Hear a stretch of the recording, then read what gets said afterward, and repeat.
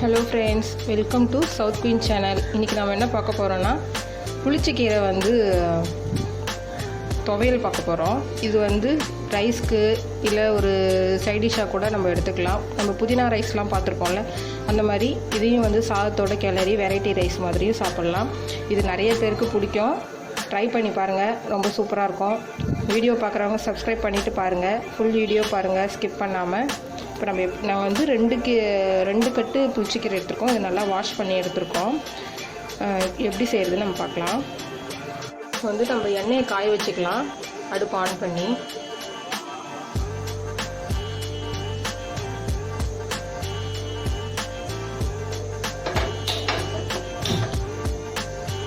எண்ணெய் காஞ்ச உடனே நான் ஒரு 8 காஞ்ச மிளகா எடுத்திருக்கேன். நான் காரம் கம்மியாக தான் சேர்த்துக்கிறேன் இன்றைக்கி. நீங்கள் காரம் அதிகமாக வேணும்னா நீங்கள் கொஞ்சம் உங்கள் காரத்துக்கு ஏற்ற மாதிரி மிளகாவை ஆட் பண்ணிக்கோங்க எக்ஸ்ட்ரா.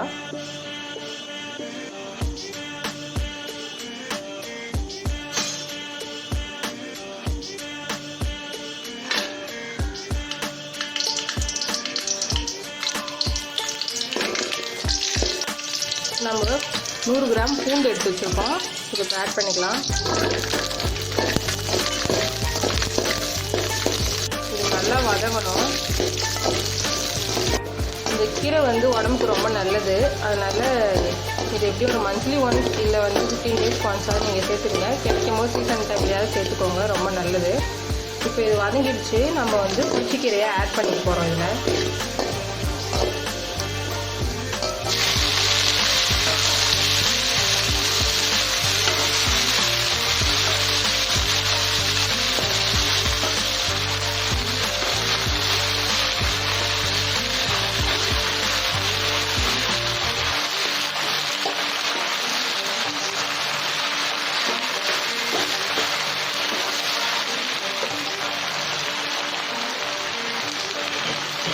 நம்ம எல்லா கீரையும் ஆட் பண்ணிட்டோம். இப்போ இது அப்படியே வதங்கணும். அதனால நம்ம ஒரு மூடி போட்டுக்கலாம். இந்த மாதிரி அந்த லிட்டை ஓப்பன் பண்ணிவிட்டு நீங்கள் கிளறி விட்டு வதக்கணும். இதை ஸ்டோரேஜ் பண்ணி கூட நீங்கள் வைக்கலாம். ஏன்னா இதில் நம்ம புளி சேர்க்க போகிறோம். அதனால் நீங்கள் ஒரு 1 மந்த்துக்கு கூட நம்ம ஸ்டோரேஜ் பண்ணி வச்சோம்னாக்கா நல்லாயிருக்கும். இப்போ பார்த்தீங்கன்னா இது கலர் சேஞ்ச் ஆகிட்டு இருக்கு பாருங்கள். அந்த இடம்லாம் நமக்கு வதங்கிடுச்சு. அதேமாதிரி எல்லா கீரையும் நல்லா ஈவனாக வதங்கி வரணும். நமக்கு நாங்கள் பாண்டிச்சேரியில் இது புளிச்சக்கீரைன்னு சொல்லுவோம். ஒரு ஊருக்கு ஏற்ற மாதிரி பேர் காசனக்கீரைன்னு சொல்லுவாங்க. வேறு எனக்கு எப்படி சொல்லுவாங்க தெரியல. இங்கே நாங்கள் புளிச்சக்கீரை காசனக்கீரைன்னு தான் சொல்லுவாங்க. இப்போ பார்த்தீங்கன்னா நம்ம கீரை எல்லாமே ஈவனாக வதங்கிடுச்சு, நல்லா வதங்கிடுச்சு. நம்ம 2 கட்டு கீரை போட்டோம். இந்த பாத்திரம் ஃபுல்லாக இது வைக்கவே முடியாமல். ஆனால் இப்போ நமக்கு எல்லாமே வதங்கி இவ்வளோ தான் கிடச்சிருக்கு. இப்போ நம்ம அடுப்பு ஆஃப் பண்ணிக்கலாம். இப்போ பார்த்தீங்கன்னா நம்ம இதில் ஒரு சின்ன லெமன் சைஸில் நம்ம புளி சேர்த்துக்க போகிறோம். தேவையான சால்ட்டும் சேர்த்துக்க போகிறோம். சால்ட் சேர்த்துட்டு நம்ம இதை அப்படியே அரைச்சி எடுத்துக்கலாம். இதில் ஏன் நம்ம சின்ன லெமன் அளவுக்கு புளி சேர்க்குறோன்னா, நம்ம இந்த புளிச்சக்கீரையும் புளிப்பாக தான் இருக்கும். இதில் சின்ன லெமன் அளவுக்கு மட்டும் நீங்கள் சேர்த்தா போதும். நம்ம 2 கட்டு கீரைக்கு சின்ன லெமன் அளவுக்கு நான் புளி சேர்த்துக்கிறேன். இந்த புளிச்சக்கீரையில் ஏன் புளி போடுறீங்கன்னு நினைக்காதீங்க. ஏன்னா இந்த புளி இதில் சேர்த்தோம்னா அது ஒரு டேஸ்ட்டு கொடுக்கும். நீங்கள் செஞ்சு பாருங்கள், அப்போ தான் உங்களுக்கு தெரியும் அதோடய டேஸ்ட் என்னன்னு சொல்லி ஏன் புளி சேர்க்குறோன்னு.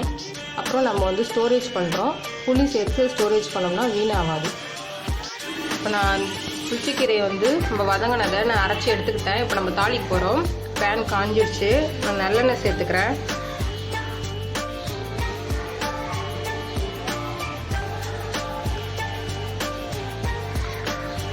நான் புளிப்பு சின்ன புளி ஒரு சின்ன லெமன் அளவுக்கு தான் நான் சேர்த்தேன்.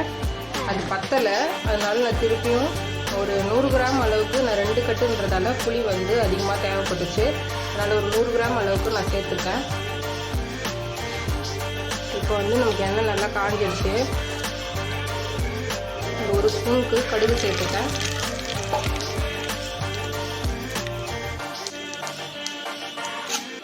உளுத்தம்பருப்பு 2 ஸ்பூன் சேர்த்துக்கலாம். இது நல்லா கிறிஸ்பியாக இருக்கும். அதனால நம்ம உளுத்தம்பருப்பு நிறைய சேர்த்துக்கிட்டா நல்லாயிருக்கும். கொஞ்சமாக கருவேப்பிலை சேர்த்துக்கிறேன். சில பேர் சேர்க்க மாட்டாங்க. நான் கருவேப்பிலை கொஞ்சமாக சேர்த்துக்கிறேன்.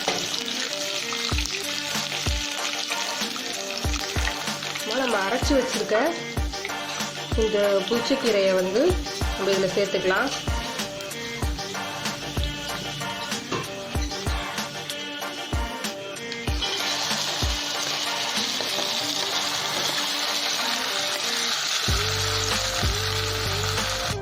இப்போ வந்து நம்ம எல்லாத்தையும் ஆட் பண்ணிட்டோம். உப்பு சேர்த்துருக்கோம். தேவையான அளவுக்கு உப்பு சேர்த்து நல்லா மிக்ஸ் பண்ணி விடணும். இதில் நல்லா சுருண்டு வரணும். நம்ம புதினா துவையெல்லாம் அரைப்போம்ல, அந்த மாதிரி நல்லா சுருண்டு வரணும். இப்போ வந்து நம்ம இதில் எண்ணெய் ஆட் பண்ணி தான் இதில் வந்து திரட்டி விடணும். இதை இப்போ தான் வந்து துவையல் நல்லா சுருண்டு வரும். இது பார்த்திங்கன்னா இப்போ எண்ணெய் இருக்குதா, இப்போ கொஞ்ச நேரம் பார்த்திங்கன்னா எண்ணெயெல்லாம் வந்து இழுத்துக்கும்.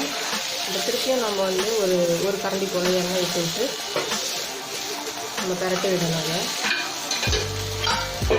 இப்போ பார்த்திங்கன்னா நல்லா சுருண்டு வந்துருச்சு நம்மளோட புளிச்சக்கீரை. இதில் வந்து எண்ணெய் கசியுது பார்த்திங்களா, நம்ம ஊற்றின எண்ணெயெல்லாம் தனியாக கசிஞ்சு வரும். இந்த ஸ்டேஜ் தான் வந்து நம்ம கரெக்டான ஸ்டேஜ். இப்போ வந்து நம்ம அடுப்பு ஆஃப் பண்ணிக்கலாம். இப்போ நம்ம புளிச்சக்கீரை துவையல் வந்து வேறு பாத்திரத்தில் மாற்றியாச்சு. சூப்பராக ரெடியாக இருக்குது. இந்தமாரி கலர் சேஞ்ச் ஆகணும், அதை மறந்துடாதீங்க. இந்தமாரி கலர் வந்து புதினா துவையல் செய்யும் போது நமக்கு வந்து கலர் சேஞ்ச் ஆகும், ஒரு மாதிரி பிளாக்கிஷாக மாறும். அந்த ஸ்டேஜில் தான் நம்ம இதை எடுக்கணும். சுருண்டு வரும்போது இந்த கலரில் மாறிடும், நமக்கு எண்ணெய் கசியும். ஓகே, இது செஞ்சு பாருங்கள். பிடிச்சிருந்தா லைக் பண்ணுங்கள், ஷேர் பண்ணுங்கள், கமெண்ட் பண்ணுங்கள். டவுட்டாக இருந்தாலும் கமெண்ட் பண்ணுங்கள். இது ரைஸ்க்கெல்லாம் ரொம்ப நல்லாயிருக்கும். மறக்காமல் சப்ஸ்கிரைப் பண்ணுங்கள். பாய்.